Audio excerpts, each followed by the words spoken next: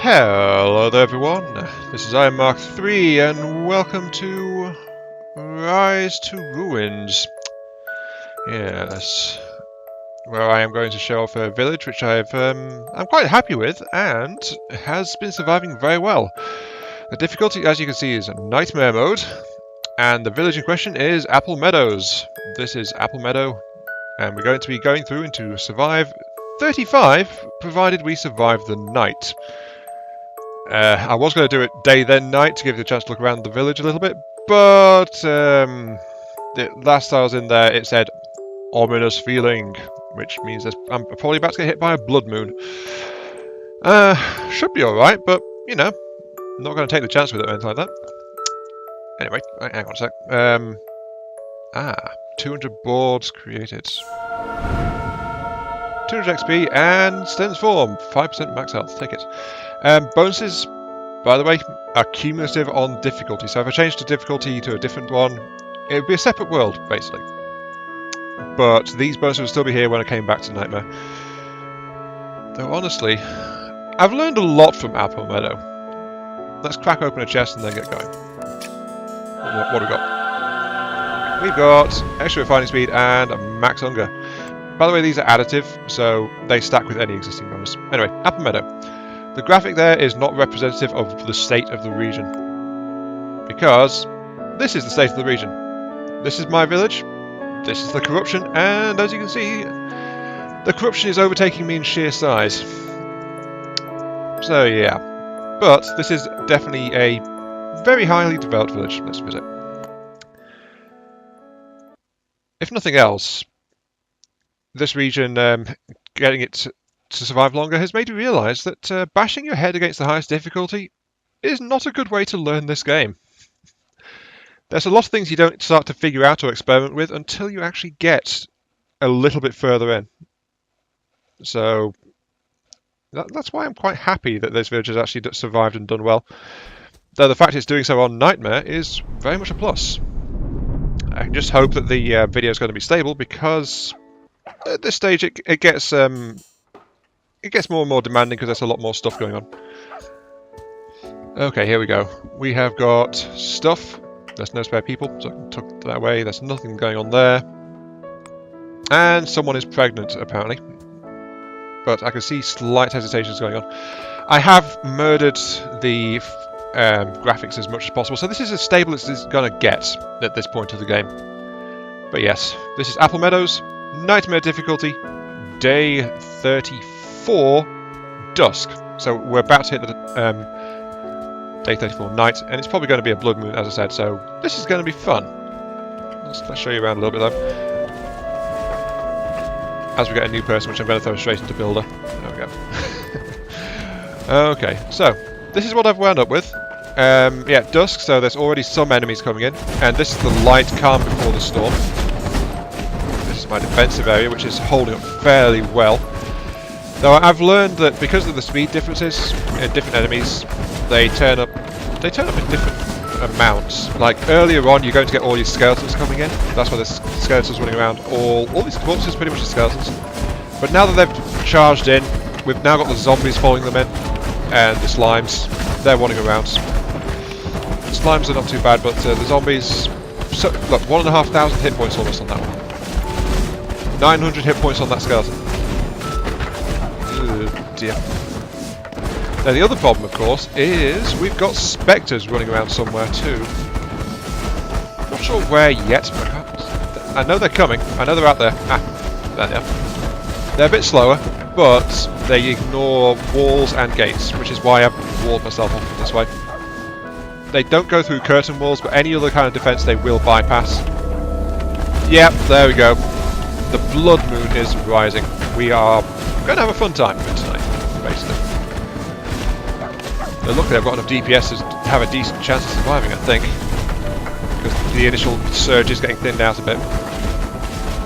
There's a whole bunch more coming in though. Oh me, oh my. The only saving grace is I don't have to worry about fire elementals. That's why I've got these moats, by the way. If there's water, fire elementals won't try to get past. If they, in the winter though, when the those freeze, they will try to get past, and they'll try to break through the walls. If this entire area is not frozen either, so it's going to be a fun time. Anyway, sorry. Back to what I was saying. This defensive grid, I've got 4 reinforced static towers at the front, and that's purely for the Spectres. And that's because the Spectres have got 1,000 plus hit points at this point as well. And even so, they're getting up close to this static, and then all of the statics are hitting them at once, so it's like constant magic damage going on. To help my Golem crew survive, I've got a recon bobulator in the middle, though I actually kind of wish I had a static in that point. The game is really hesitating at the moment. There's something going on. Yeah, okay. I'm not going to be looking at the defensive setup for too much longer, by the way. I'm going to have to move away from it. Right, reinforced track tower. I didn't know, but I could actually put this further away because of the sheer reach on the thing. It would be a lot better if I did and had a different DPS tower in there. Maybe another static, but I think an elemental bolt would be better. Back here, elemental bolts, which are angled to try and splash anything that's coming through. Hopefully deal with the fire elementals in winter, since from this row here, the fire elementals can actually damage the towers in this row here. So they'll stop here, and then hopefully they'll just get swatted by all the elemental bolt towers. Fingers crossed. Is there a ghost around here? That chime usually means something magical is going on, but it normally signifies a ghost. Anyway, around here, this gets really laggy during the night, even if I'm not recording. But yeah, we've got bullet towers, we've got bow towers, we've got the elemental bolt towers, we've got the static towers. I like having this mixture actually. I don't want to rely purely on the statics because, well, this nest of essence collectors is already running down, though they are recently built. Let's see if we can actually get those up. I've got the reserves, I might as well. Yeah, the game doesn't like me being near these things while recording, so day 35 I think is probably the limit of my ability to record this game, or it's getting close to it. How are the main essence collectors? Oh, they're fine, since the towers are drawing from those other ones first. These are okay. I heard combat. Where's the combat? Oh, here we go. Yeah, the blood slimes. Blood moons are so disruptive, but that's why there's also random ballista towers scattered around as well. Just to try and help out with that, you know? If a blood slime spawns in, like there's one coming in that way. Oh, I haven't built a tower there yet. That's why I dug that space out. Tower. Defense. Tower. Ballista.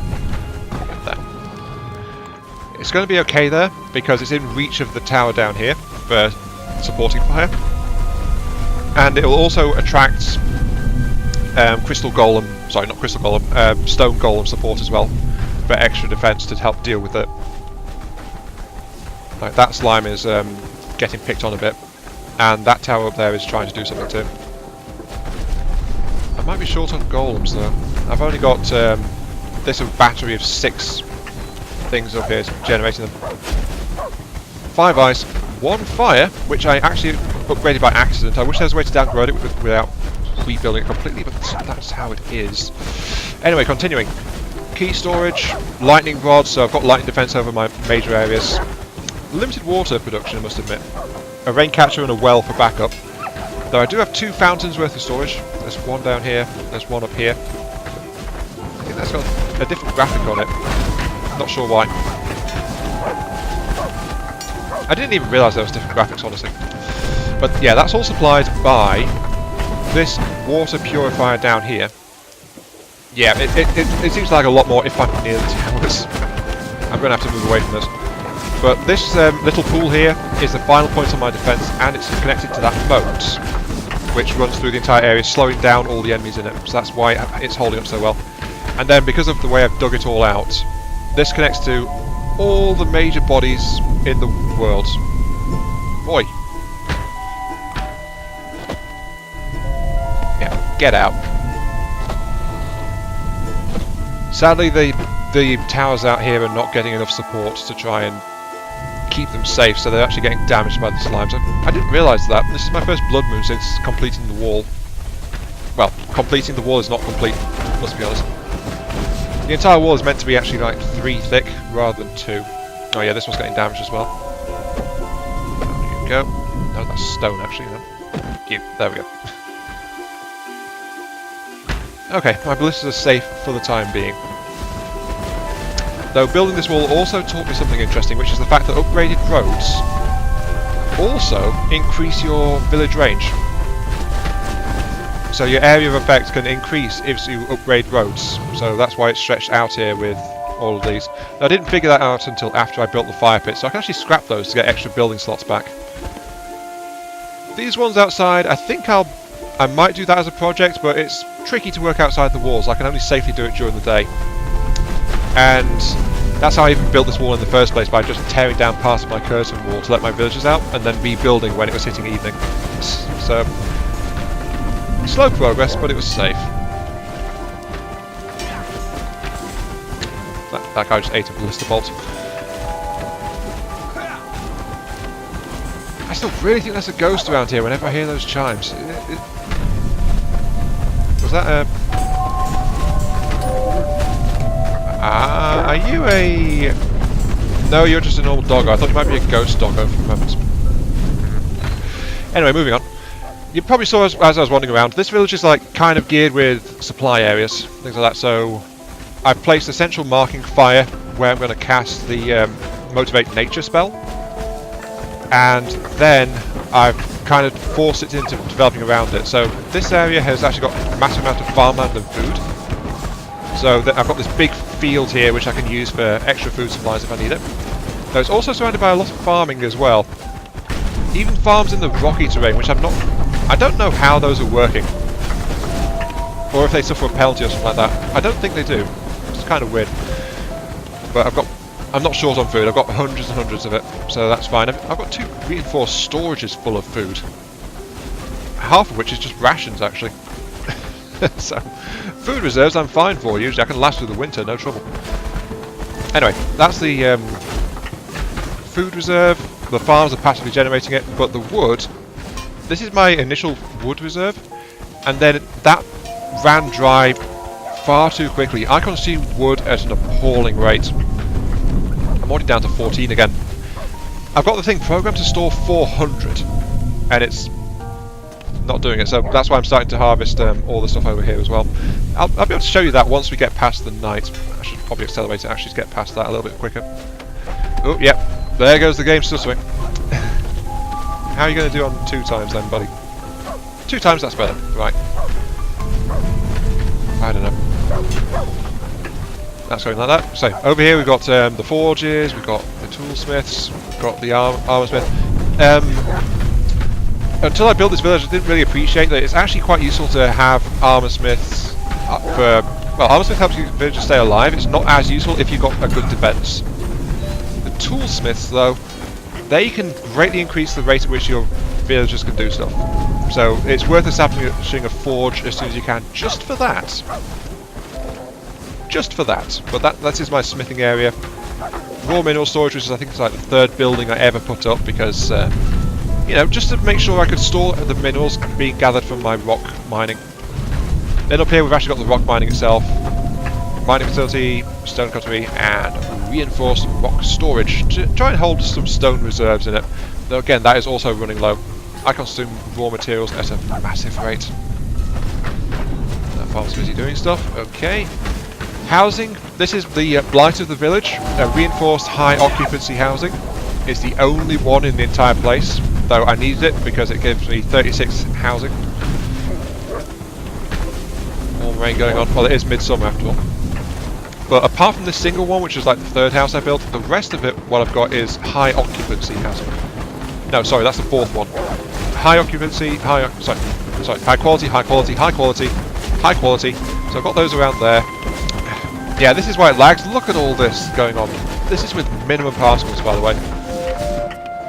If I had high particles, the game would literally be choking and unplayable at the moment. Anyway, and then this is my new development, just like more high quality housing. It's in the middle of being sorted out, quite honestly. 64 wood. I can't really afford that. I don't have the wood. I don't have the wood, you know. Anyway, over here we've got bow and ammo production towards the front, along with a dedicated ammo storage. Of course, road connected to make sure it's getting all around here. Yep, the blood slimes are causing a few problems. There's the original one. And we've got a rock tumbler down here, a little bit closer to where the rock site's being worked on. So that's producing ammo for the bullet towers. I prefer bullet towers to spray towers because it's more single target damage versus scattering damage. But honestly, I don't follow the quote-unquote meta, which is once you go static, you never go back, because there's still uses for the other towers. With one caveat I've found, which is don't upgrade them to final tier. Sure, they become magic, sure they get effects, but the problem is they also sap a massive amount of power, and then that power is robbed from your dedicated magic towers. So if I had ice arrow or fire bullet towers, then my elemental bolt towers, and more importantly my static towers, which are my only defense versus spectres, would shut down due to lack of energy. So I'd much rather just have the power for those and my golem systems than anything else.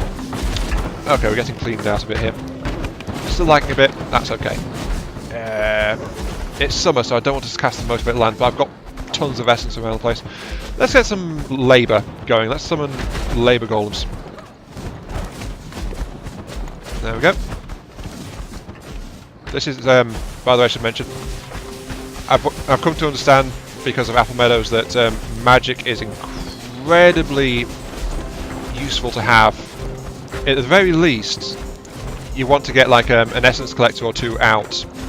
Even as you're starting to get your initial defences up, just having the essence collectors, because then it's like a single point where you can recharge your energy, it'll grab the energy off the corpses, and it makes it easier in general for you to just run your defences, especially later on. I mean, I'm just holding it here in the middle of these four, and my power bar is recharging really quick. And they, in turn, are actually drawing off the spare essence from all the corpses in my defensive area. So that's flowing all over the darn place. And as you can see, I'm now fully charged, so that's great. And the golems are running around doing some tasks. While the rest of my guys are just hunting out what's left of the slime invasion that's going on. Anyway, I mentioned I was going to show you, but this is what I've done just with the roads, expanding my influence out to these areas. They got a little bit damaged. Let's throw down a mend really quick, so that no one has to bother doing anything with that. How did the fire elemental get in? Oh wait, Blood Moon. Yeah, Blood Moon summons meteors. The meteors sometimes spawn a fire elemental, and they come down just about anywhere, so yeah, that can be an issue. Oh no, they killed the ballista. The Curse. It was... Interesting hint, by the way. Ballistas, they can support each other if you put the edge of their range so it's just clipping the far side of the nearest ballista tower. And that's also exactly the position for you to build a line of ballista towers. It's perfectly spaced. So I could build an entire row of ballista towers between those two, and it's in the perfect position for me to do so. I'm not going to, though. I don't have the defensive slots for it, but they are there for an important reason. Someone burnt it. Burnt to... That is my first death in 2 weeks in-game. That's 14 days. Which is longer than I've ever had a village survive before. Yeah, here we go. Here's the culprit. Right, you, Mr. Fire Elemental, are going in the lake. Yeah, have fun with that. See, that's why they don't like the water. Goodbye. Beloved Fire Elementals. Hopefully the Crystal Golems will hunt out any others that happen to be around, but I'm not happy that I actually lost someone to something that wasn't old age for once. But yeah, my first combat casualty in about 2 weeks. Not happy with that. Anyway, last thing of note, really, I should mention, is... yeah, I needed to draw some back because of the mends. The last couple of things are being cleaned out, but where are you going? To repair those. Fine, I'll fix that. I'll fix the walls. I've got exterior coverage because I've got the fire pits outside the wall as well. Honestly though, my village would be safer if I didn't have those. It would give me building slots inside the wall. But it comes at the cost of me having to actually throw down a mend outside the walls just to fix the outer layers. Seeing as the villagers can't really get at them properly. And things like lightning storms, thunderstorms, earthquakes, they can damage significant areas of the walls. But it gives you something to spend your god power on, you know? I've not had to use my god power for defense for quite a while either. And I'm quite happy with that, honestly. Hello, Khajiit.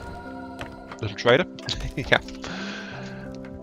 Maybe I should do something with this area, but I don't know. I've got a lot of space protected by this stuff, but there we go. Anyway, moving on. This is the top level primary castle, a large stronghold. Oh wait, there's another level. I told a lie. Okay, I didn't realise there was another level to it. Do I have the reserves? Not really. All the stone and stuff is flying out of my stores as soon as I get it in, effectively. Except iron ore. I've got absolute bucket loads of iron ore. I should probably sell some iron. But yeah, marketplace. This is the new area. That's why the roads are still in development. But I've never experimented with the marketplace before this game, getting later in. It's actually incredibly useful, and it's where I got all of my strange keys from. Because I was getting lots of chests but no strange keys. But I can buy and sell stuff here if I am so inclined. And I am so inclined. Where is refined material? Is that iron? No, that's cut stone. Iron, yeah. 103. I've got 400 raw ore, so I'm going to put in a sell order for 100, and then that'll be brought here by the people working it, and the Khajiit will buy and sell, since those are the traders that get attracted to this place. Where'd my courier station go? Oh, that's why the screen shook during the blood moon. They actually claimed a building. Cheeky buggers. Courier station, fine. I built that to show off. I had it maxed out, and then they actually managed to kill it. Fine. Oh, that's what you get for hubris. But it also tells me my internal guard system is not enough either. So I should do something about that. How are my people doing? Builders, 10 farmers. That's okay. 6 Fletchers. 10 organisers, 9 waymakers. Technically I don't need that many. I mean, sections of my roads are still under development because even with a fully maxed out waymaker shack, a big road network is an absolute pain to get sorted out. But it's worth it. It is so worth it.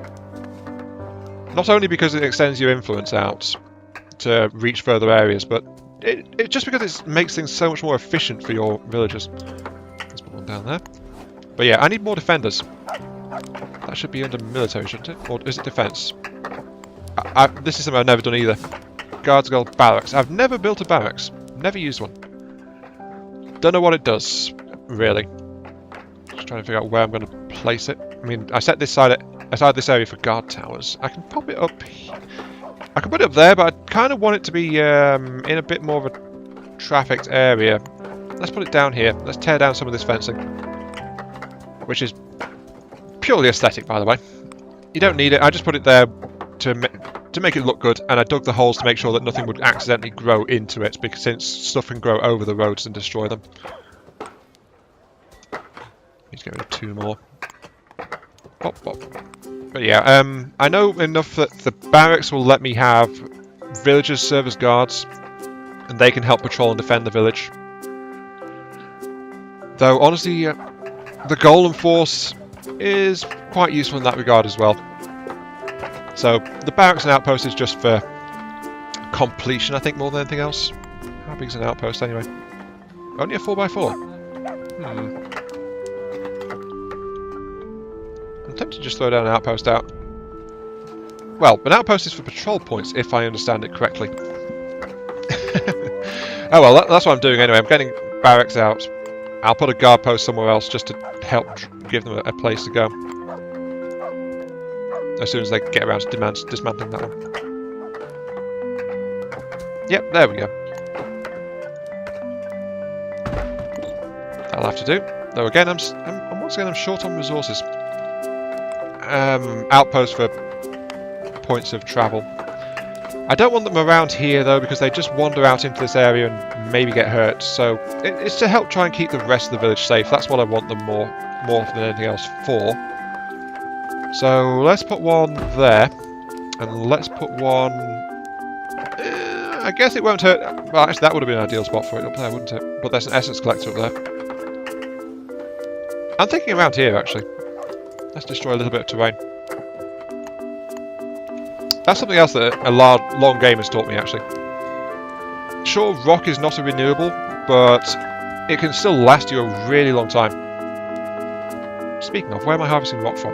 Oh, just that bit over there. Let's help out a little bit with a recall. There we go.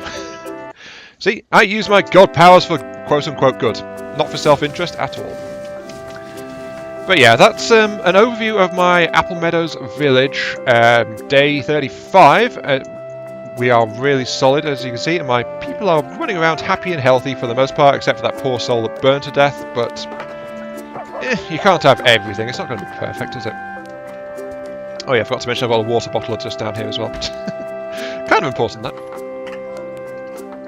But yeah, the last thing I hadn't shown you was this up here, though we have passed it a couple of times.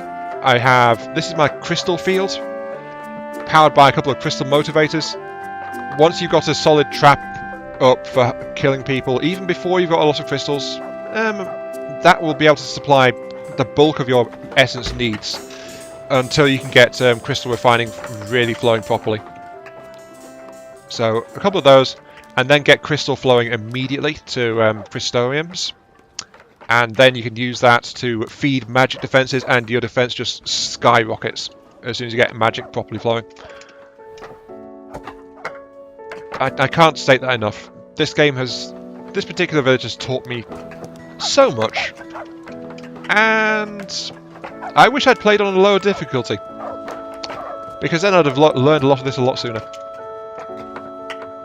Yeah, there we go. I could stop harvesting that and just harvest out here, but since I put this up, I've had no crystal problems whatsoever.